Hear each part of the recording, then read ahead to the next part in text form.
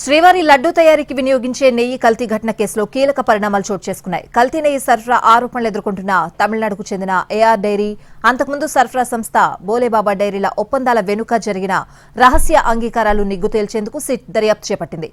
TTD మాజీ chairman YV Subbareddy వ్యక్తిగత కార్యదర్శి అప్పన్నతో పాటు పూర్వ జేఈఓ గౌతమి, కోల్కతాకు చెందిన వ్యాపారి జ్యోతిష్ ను 2 రోజులుగా సిట్ విచారించింది. తిరుమల కల్తీ నెయ్యి కేసు విచారణ కీలక దశకు చేరింది. టీటీడీ మాజీ చైర్మన్, వైసీపీ నేత వైవి సుబ్బారెడ్డి వ్యక్తిగత సహాయకుడు అప్పన్న, టీటీడీ పూర్వ జేఈఓ గౌతమితో పాటు మరికొంతమంది కీలక వ్యక్తులను సిట్ అధికారులు విచారణ జరిపారు. తిరుపతి అలిపిరి సమీపంలోని తాత్కాలిక సిట్ కార్యాలయంలో కల్తీ నెయ్యికి సంబంధించి 2 రోజులుగా విచారణ సాగుతోంది. 2 రోజులుగా సిట్ కార్యాలయంలో అప్పన్నను విచారించిన సిట్ అధికారులు కొంతమేర సమాచారాన్ని రాబట్టినట్లు తెలుస్తోంది. సిట్ అధికారులు సంధించిన ప్రధాన ప్రశ్నలకు అప్పన్న దాటవేసే ధోరణిలో సమాధానాలు ఇచ్చినట్లు సమాచారం. విజయనగరం జిల్లాకు చెందిన అప్పన్న 2014 నుంచి 2018 వరకు ఒంగోలు ఎంపీగా ఉన్న వైవి సుబ్బారెడ్డికి వ్యక్తిగత సహాయకుడిగా ఢిల్లీలో విధులు నిర్వహించారు.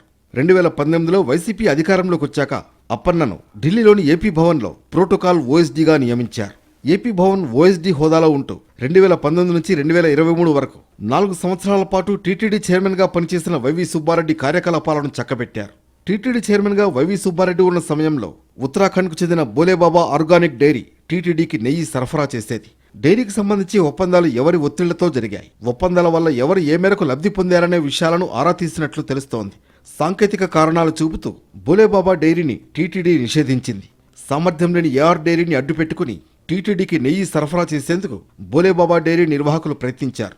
దీనికి సంబంధించి సిట్ అధికారులు ఆరా తీశారు. నెయ్యి సరఫరా టెండరు, నిర్వహణ గురించి ఉన్నతాధికారులుగా ఎలాంటి పర్యవేక్షణ చేశారు, ఎప్పుడైనా లోటుపాట్లు ఉన్నట్లు గుర్తించారా, చూసి చూడనట్లు ఉండమని ఎవరైనా ప్రేరేపించారా అని టీటీడీ పూర్వపు జేఈఓ గౌతమిని సిట్ ప్రశ్నించినట్లు తెలుస్తోంది. గత 2 రోజులుగా ఆమె సిట్ విచారణకు హాజరయ్యారు. టెండర్ ఖరారులో ఉన్నతాధికారులు ఎలాంటి నిబంధనలు, నియమాలు పాటించాలని ఆరా తీశారు. దీనిపై కొంత సమాచారం సిట్కిచ్చినట్లు తెలుస్తోంది.